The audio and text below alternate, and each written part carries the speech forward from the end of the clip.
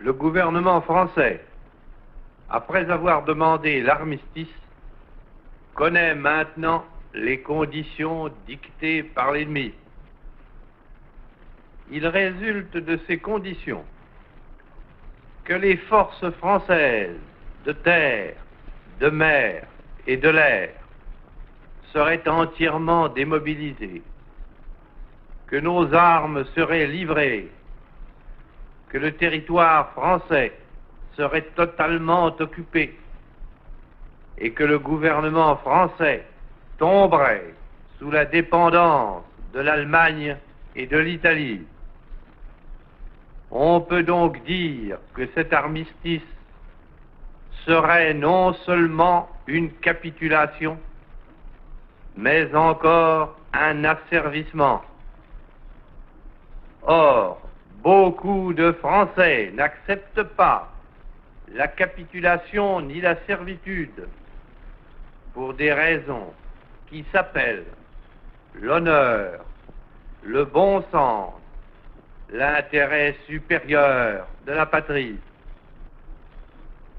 Je dis l'honneur, car la France s'est engagée à ne déposer les armes que d'accord avec ses alliés. Tant que ses alliés continuent la guerre, son gouvernement n'a pas le droit de se rendre à l'ennemi. Le gouvernement polonais, le gouvernement norvégien, le gouvernement hollandais, le gouvernement belge, le gouvernement luxembourgeois, quoique chassés de leur territoire, ont compris ainsi leur devoir. Je dis le bon sens, car il est absurde de considérer la lutte comme perdue. Oui, nous avons subi une grande défaite, un système militaire mauvais, les fautes commises dans la conduite des opérations, l'esprit d'abandon du gouvernement pendant ces derniers combats nous ont fait perdre la bataille de France. Mais il nous reste un vaste empire, une flotte intacte, beaucoup d'or. Il nous reste des alliés dont les ressources sont immenses et qui dominent les mers. Il nous reste les gigantesques possibilités de l'industrie américaine, les mêmes conditions de la guerre qui nous ont fait battre par 5000 avions et 6000 chars peuvent nous donner demain la victoire par 20 000 chars et 20 000 avions. Je dis l'intérêt supérieur de la patrie, car cette guerre n'est pas une guerre franco-allemande qu'une bataille puisse décider. Cette guerre est une guerre mondiale. Nul ne peut prévoir si les peuples qui sont neutres aujourd'hui le resteront demain.